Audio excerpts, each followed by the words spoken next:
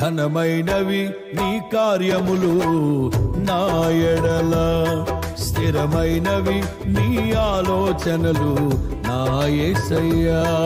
ఘనమైనవి నీ కార్యములు నా ఎడల, స్థిరమైనవి నీ ఆలోచనలు నా యేసయ్యా.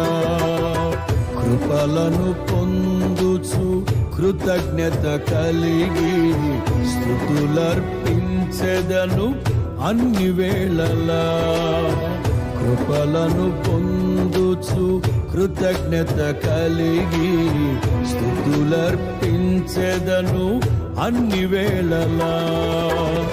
అనుదినము నీ అనుగ్రహమే, ఆయుష్కాలము నీ వరమే. అనుదినము నీ